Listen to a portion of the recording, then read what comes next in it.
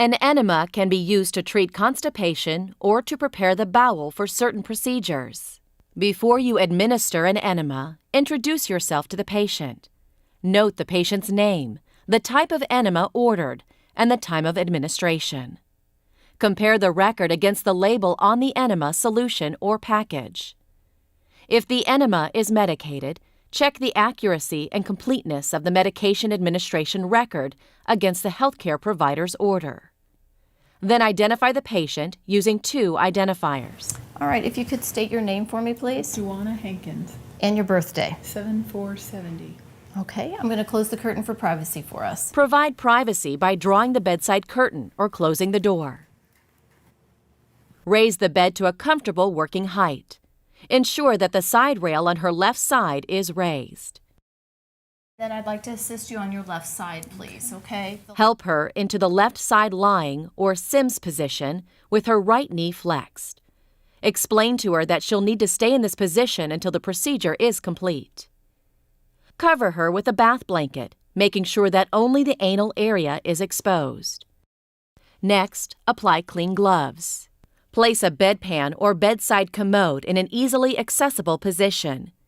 If the patient will be using the toilet to expel the contents of the enema, make sure the bathroom remains unoccupied and keep the patient's slippers and robe handy.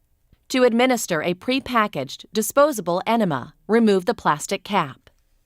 If necessary, apply a little more water-soluble gel to the pre-lubricated tip. Ensure that there is a waterproof pad, absorbent side up, under the patient's hips and buttocks. Now, separate the buttocks and inspect the perianal area for abnormalities, such as hemorrhoids, anal fissures, and rectal prolapse. Gently separate the patient's buttocks and locate the anus. Help her relax by coaching her to breathe slowly in and out through her mouth.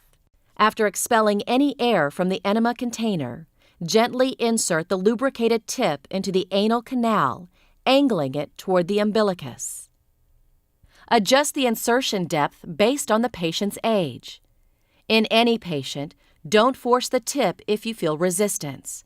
Stop the procedure and notify the healthcare provider. Once you've inserted the lubricated tip to the proper depth, roll the plastic bottle from the bottom to the tip until all the solution has been instilled into the patient's rectum and colon. When you're finished, press a few layers of toilet tissue around the rectal tube at the anus and gently withdraw the tube and tip. Discard the enema container in the proper receptacle. Instruct the patient to retain the solution until she has the urge to defecate, which usually occurs in 2 to 5 minutes. To administer an enema using an enema bag, fill the bag with warm water from the faucet as prescribed. If saline has been ordered, warm the container of saline in a basin of water before you add it to the water in the enema bag. Then check the temperature of the solution by pouring a few drops on your wrist. The water should be warm but not hot. If a soap suds enema has been ordered, add Castile soap after the water is placed in the enema bag.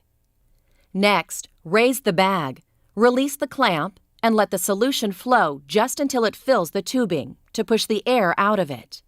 Then reclamp the tubing. When the enema and the patient have been prepared, you may apply a little more water-soluble gel to the pre-lubricated tip. Then gently separate the patient's buttocks and locate the anus.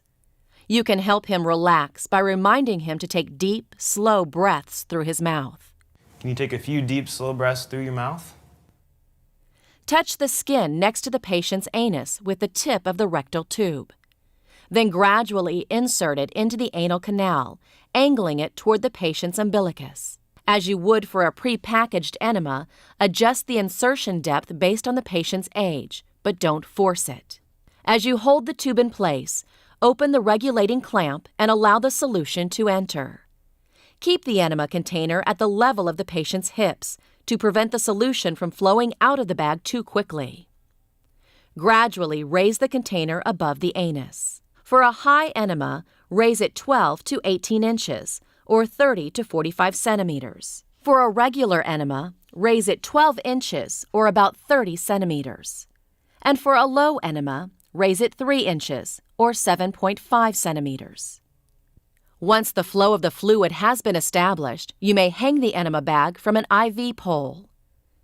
If the patient has cramping or if fluid escapes around the rectal tube, lower the container or close the clamp. When all the solution has been instilled, clamp the tube. Tell your patient that you've completed the procedure. Place toilet tissue around the tube at the anus and gently withdraw the rectal tube and tip. For either type of enema, explain that mild bloating and abdominal cramping afterward is normal. Ask her to retain the solution for as long as possible while lying on her side in bed. Stay at the bedside, and when the patient is ready, help her onto the commode or bedpan or accompany her to the bathroom. Observe the characteristics of the stool and solution. Remind the patient not to flush the toilet before you've had a chance to inspect the character of her stool. If the patient needs your help washing her anal area with soap and water, remember to wear gloves. Next, remove and discard your gloves and perform hand hygiene. Assess the patient's abdomen for distension. If she was given the enema to relieve constipation, ask her if her symptoms have subsided.